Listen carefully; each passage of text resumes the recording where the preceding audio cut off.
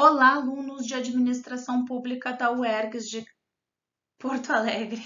Eu sou a professora Stephanie Sandman de Deus, sou professora do curso de Administração da Unidade de Cachoeira do Sul, do curso de Administração Rural e Agroindustrial. Acho que a maior parte de vocês não me conhece, eu sou egressa da Universidade Estadual do Rio Grande do Sul, cursei Administração de Sistemas e Serviços de Saúde e me formei no ano de 2011. Final de 2010, tá bem? Fiz um mestrado na área de Sociologia Política, é por isso que eu tô aqui. Eu estudei Democracia, Participação e Controle Social em Saúde. Eu estudei o IMESF na época. Fiz o doutorado na área de Administração, de Gestão de Pessoas. Então, vocês me verão comentando as questões da área de finanças, porque eu sou formada em contabilidade também pela URGS. Vocês me verão comentando as questões relacionadas à administração pública e à gestão de pessoas, porque são focos de pesquisa que eu atuo, ok? Se vocês quiserem efetuar pesquisas nessa área, me chamem, né? Me procurem. Se vocês quiserem me conhecer também, se vocês quiserem falar sobre assuntos relacionados a controle social também. E acho que é isso, então. Acho que é isso, pessoal. Eu vou comentar duas questões relacionadas a controle social nestes vídeos aqui, tá bem? Então tá. Eu vou começar falando rapidamente para vocês de uma coisa que é muito importante. Controle social não pode ser dissociado, ou vocês não podem aprender de forma nenhuma controle social sem discutir amplas questões relacionadas à democracia e participação. Porque a origem dos estudos relacionados a controle social vem daí, vem das questões relacionadas aos conceitos de democracia. Que democracia existe? Quais são os conceitos de democracia existente? Eu não vou fazer um vídeo inteiro falando sobre isso, porque eu espero que vocês tenham tido isso dentro da disciplina de controle social. Depois disso, vocês provavelmente falaram sobre participação, porque é disso. Você fala primeiro sobre democracia, depois fala sobre participação, e aí, dentre as formas de participação, a gente pode citar controle social, porque controle social é uma forma de participação que faz parte de um tipo de democracia. Então, é tipo assim, vocês estudam democracia, os conceitos de democracia, e dentro dos conceitos de democracia, as formas de participação. E o controle social é uma das formas de participação dentro de um modelo de democracia que existe na atualidade. Ok? E eu chamo este modelo de democracia hegemônico e do método de participação hegemônico e o controle social, então, limitado, pois está dentro deste modelo de democracia hegemônico, ok? Então tá, eu dei esta ideia geral, assim, de democracia e participação, que na verdade são várias aulas do curso, né, de controle social, mas para que vocês entendam, então, o que é controle social. Então, aqui vocês têm questões discursivas relacionadas a controle social. A questão discursiva 3 vai falar o seguinte, que a Constituição Federal de 1988 adota diversos mecanismos de controle social.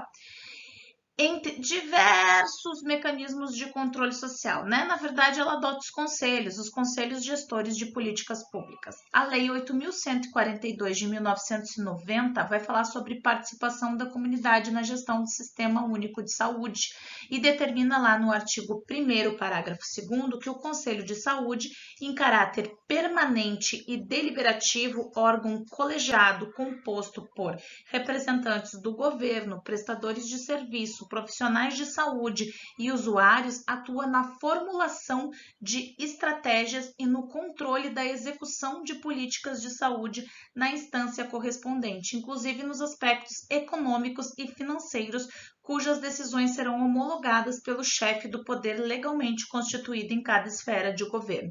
Muito bonito, do ano de 2018, embora, todavia, no entanto, lá no ano passado, há 4 anos atrás, mais ou menos, a gente teve totalmente um desmonte dos conselhos de saúde. Então, de verdade, na prática, isso não tem mais existido de forma nenhuma, não é? Ele foi desmontado ao longo dos anos e muito mais há 4 anos atrás. Ele é muito bonito na teoria aí, na Lei 8.142, mas vários decretos posteriores desmontaram os conselhos os conselhos gestores de políticas públicas no Brasil em todas as áreas, tá? Não esqueçam disso.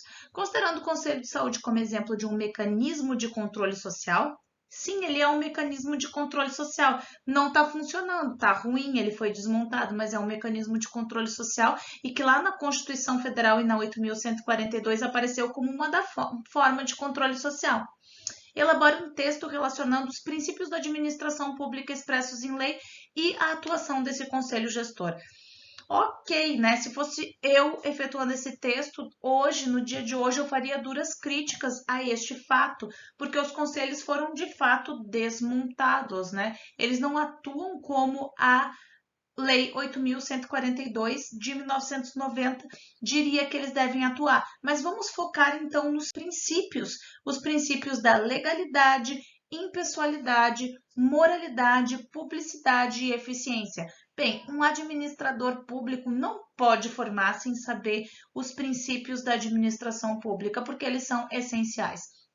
Então, o padrão de resposta nesse caso vai falar do seguinte, que tem que relacionar esses princípios de administração pública, legalidade, impessoalidade, moralidade, publicidade e eficiência com questões relacionadas aos conselhos. Eu utilizaria para fazer críticas, mas a gente pode utilizar um modelo mais comum, que é, por exemplo, a legalidade é essencial para que o conselho gestor norteie sua ação naquilo que está prescrito na lei. Ou seja, o conselho só pode atuar até onde a lei o alcança. Na atualidade, alcança quase nada, mas é onde o conselho pode atuar. A impessoalidade determina que os atos públicos devam ser guiados pelo interesse público, como, por exemplo, na aprovação das contas da área de saúde pelo poder público, é preciso considerar se o prefeito tem ou não uma relação com os conselheiros que pode influenciar suas decisões. Então, impessoalidade, nenhum dos conselheiros pode, de qualquer forma, ser aquele que vai ter alguma... Ele vai ganhar alguma coisa, né, com as decisões que ele toma. Então, esse é o princípio da impessoalidade aplicado nesse caso. Moralidade deve ser observado, por exemplo, na atuação do conselho, que não pode privilegiar o favorecimento de parentes por não ser moralmente aceitável dentro da realidade social, entre tantas questões que não podem acontecer, entendeu? Então, assim, questões relacionadas à moralidade não é só sobre os conselheiros, mas é também a verificação deles com relação aos atos da administração pública, né, que eles receberam para analisar, ok? Publicidade, então os atos do conselho devem ser publicizados oficialmente. No geral, você sempre tem atas dos conselhos, as atas ficam gravadas. Atualmente, os conselhos são transmitidos, inclusive, por reuniões de YouTube ou por Meet. As atas são, as audiências são gravadas, então ele deve ser publicizado, porque como mecanismo de controle social e de participação cidadã dentro da administração pública, é importante, preponderante, inclusive, que as suas decisões sejam distribuídas. Dá para pesquisar se está acontecendo na prática. Tenho uma impressão de que talvez não, mas dá para dar uma pesquisada para vocês derem uma ideia se os conselhos têm funcionado. Eficiência. Então, de certa forma, eles são fiscais de implementação das políticas públicas de saúde para verificar se elas estão sendo eficientes, porque eles não só vão atuar lá na formulação, como depois eles vão verificar os resultados das decisões deles dentro do próprio Conselho de Saúde. Então, o padrão de resposta vai ser o seguinte: vocês não podem esquecer os 5 princípios da administração pública de forma nenhuma, nem publicidade, nem eficiência, nem moralidade, impessoalidade, legalidade, e vocês têm que lembrar o que é controle social, para que ele serve na hora de responder essa questão. Fazendo isso, então, vocês têm lá um caminho inteiro andado para dar uma resposta que seja uma resposta adequada nesse caso. Beleza, pessoal? Vamos para a próxima questão, que também é da área de controle social. Aí vai falar de orçamento participativo, que também é uma questão que eu gosto bastante. E também, se me perguntassem se na atualidade o orçamento participativo está funcionando, bom, eu diria que não funciona mais. Mas o AP é um instrumento que corresponde às demandas dos setores desfavorecidos por uma distribuição mais justa dos bens públicos nas cidades brasileiras. Ele inclui diversos atores sociais, como gestores, membros de associações de bairro e cidadãos, comuns em um processo de negociação e deliberação por meio de participação dos interessados, tanto de forma direta quanto por meio da constituição de um conselho de delegados. Então, assim, ok, isso é com orçamento participativo, né? E aí a gente vai ter ali 3 afirmações relacionadas a orçamento participativo. Então, acerca do orçamento participativo, avalie as proposições a seguir. O orçamento participativo é um recurso gerencial da democracia representativa, uma vez que os atores sociais atuam como representantes dos segmentos impossibilitados de participarem do Conselho de Delegados. Não, foi feita uma confusão ainda, porque orçamento participativo não é recurso gerencial, né? É participativo, vem direto da população, né?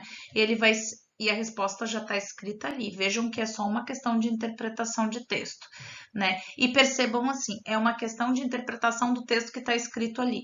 Então, ele não é um recurso gerencial, porque está escrito que é um instrumento que corresponde a demandas de setores, e aí está escrito o seguinte, que atuam como representantes de segmentos impossibilitados, ó, aqui está a palavrinha, de participar do Conselho de Delegados. Não é isso, né? Não tem a ver com isso.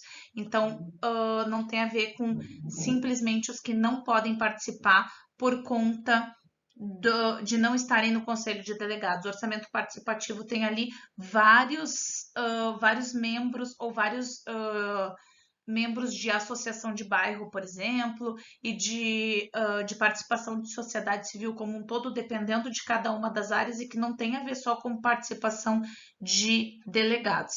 Daí aqui a questão A não pode ser, a C não pode ser, e a E não pode ser. A gente fica só com a alternativa E D. E aí já vê que a alternativa 2 está correta, não é? Então vamos ler a 2.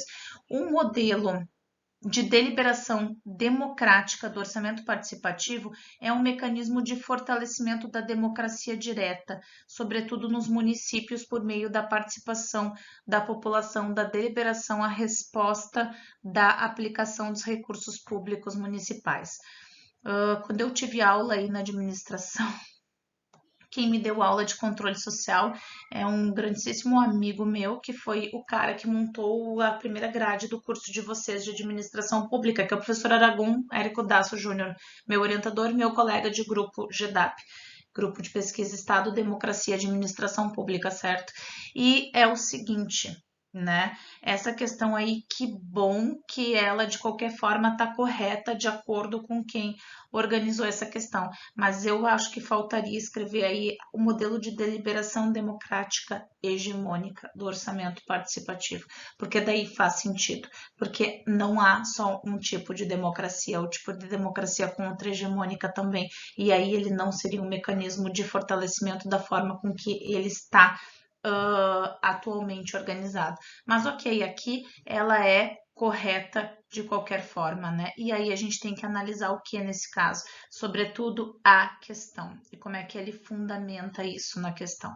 Então ele está dizendo que é instrumento. Se ele está dizendo que é instrumental, a gente já está falando que é de democracia hegemônica. Exatamente, porque é instrumento e não é participação direta, não é? Então vamos lá no 3. No exercício do orçamento participativo, o governo deve respeitar o ponto de vista da população acerca de alternativas de investimento e de gastos públicos no nível local. Ok, essa é uma prova de 2018, certo? A gente teve um decreto lá que mudou um pouco essas questões e a questão de composição relacionado ao orçamento participativo.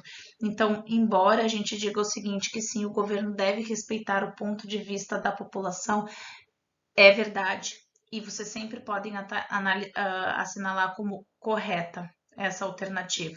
Só tem uma questão aqui, que é a seguinte: ele deve assinalar, mas não significa que ele vá fazer, tá? Ele vai considerar ou respeitar o ponto de vista, eis a questão, mas ele vai, de fato, levar a cabo, ele vai fazer a sugestão, não, porque ele pode decidir ou optar por não fazer, ok? E isso é bem importante que vocês saibam, que vocês se deem conta quando a gente está falando de orçamento participativo, tá bem, pessoal? Então, a questão 1 e 3 estão 2 e 3 estão corretas nesse caso. A resposta certa é a resposta D, sobre OP, tá bem? Então tá, eu diria para vocês darem uma atualizada no decreto governamental que mudou a forma com que controle social é feito e a se atualizar um pouco com relação ao orçamento participativo. Mas, sobretudo, eu diria para vocês o seguinte, que vocês leiam a questão, porque aqui na questão vocês já vão ter uma boa ideia de o que ele quer que você responda com relação a essa questão, né? Porque essa questão é orientada a partir do orçamento participativo, do que a própria questão entende como orçamento participativo, como este modelo, então, esse instrumento que responde a demandas de setores desfavorecidos. Então, se você está falando disso, né, você já tem uma ideia de como é que você prevê este resultado, né, daquilo que é OP nesse caso. Tá bem, pessoal? Então tá, a resposta 2 e 3 são as respostas corretas. Para finalizar aqui, então, os meus contatos, se vocês precisarem falar comigo, uma boa sorte na prova, bons estudos. Tchau, tchau, pessoal.